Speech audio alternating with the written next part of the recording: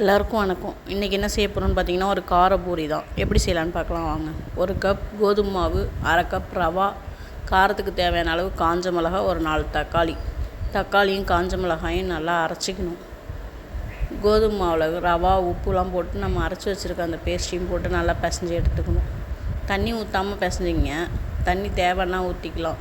கொஞ்சம் திக்காக இருந்துச்சுன்னா தான் பூரி உப்பி வரும்.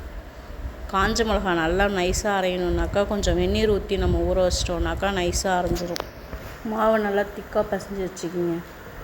ஊற வைக்கலாம் வேணாம், பூரின்றதுனால நம்ம பிசைஞ்சு உடனேவே போட்டுடலாம். எண்ணெய் காஞ்சோடனே ஒன்று ஒன்றா தட்டி எடுத்து போட்டுற வேண்டியது தான். பூரியை ஆறி போனாலுமே உப்பிட்டு இருக்கணும் அப்படின்னாக்கா நம்ம ரவா சேர்க்குறோம்ல, அந்த அளவுக்கு புளிக்காத தயிர், ரவா அரை கப்பு எடுக்கிறோன்னாக்கா தயிர் அரை கப்பு எடுத்துக்கணும். அது கூட சேர்த்து பிசைஞ்சோன்னாக்கா டேஸ்ட்டும் இன்னும் நல்லாயிருக்கும்.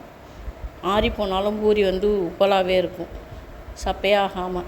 எண்ணெயும் குடிக்காது. நம்ம எவ்வளோ எண்ணெய் போடுறோமோ அந்த அளவுக்கு எண்ணெய் இருக்கும். இந்த மாதிரி ஒன்று ஒன்றா எண்ணெயில் போட்டு நம்ம பொரித்து எடுத்து பசங்களுக்கு கொடுத்திங்கன்னா வெறுமாவே சாப்பிட்டு போயிடுவாங்க. ஸ்கூலுக்கு கொடுக்கறதுக்கும் ஈஸியாக இருக்கும் உங்களுக்கு. நமக்கு வேணால் கொஞ்சமாக தேங்காய் சட்னி அரைச்சி வச்சு சாப்பிட்டுக்கலாம். செஞ்சு பார்த்து எப்படி இருக்குன்னு சொல்லுங்கள். இது வரைக்கும் பார்த்ததுக்கு நன்றி. தேங்க்யூ.